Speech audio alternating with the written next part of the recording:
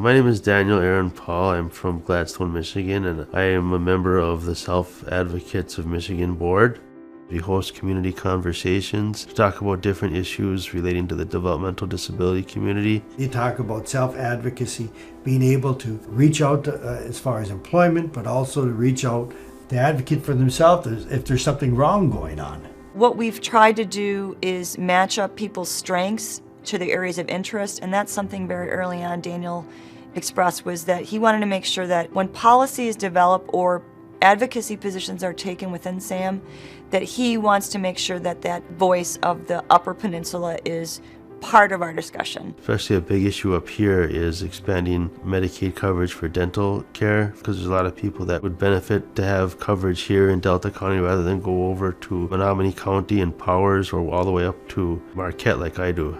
He's very interested in making sure that people understand all the nuances of what they're entitled to, if you will, and how to address their own needs. And so we really need to respect what it takes for people from such rural parts of our state to come together, come to Lansing, come to meet with their partners across the state. Daniel is the voice of reason in a lot of different conversations with other board members and within his community. We asked him to help us with our advocacy group, and Daniel was willing to do that, and he is now the current chair of our local advocacy group. When he brings back the information from the SAM groups, he tries to tell the group in layman terms what's going on with the federal government and how the monies are distributed and brought down to them. He's really done a great job in advocating for himself as well as the others and really encouraging them to speak their voice so then their voices are heard. The self-advocacy group for the state of Michigan has helped him build his self-confidence and his skills to be able to move higher on the job spectrum, where he started out at Lake States, which is a great area, great organization for skills, and eventually went into part-time into FedEx, and then from FedEx it went to Walmart.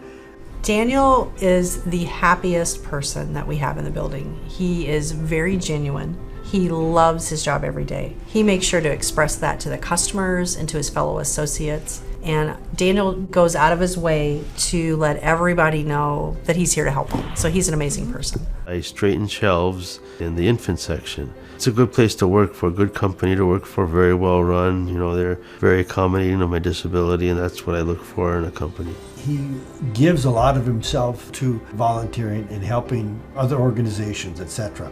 Dan is our Toastmaster at our monthly breakfast we have for the Knights of Columbus. If you call him to help, he'll be there to help you out. He not only helps out the Knights of Columbus for their breakfasts and their Tootsie Rolls, but he also helps me with my columns that appear in over 11 newspapers. And he goes through and proofreads some of the things and adds and changes things. I would never be able to do what I'm doing right now without Dan. I think he reaches out to people. I've had people that just know Dan, talking to him, answering the phone, will say, "What a nice young man." And I would concur with that, as far as through his politeness and knowledge, they've accepted him for what he is, who he is, as he is.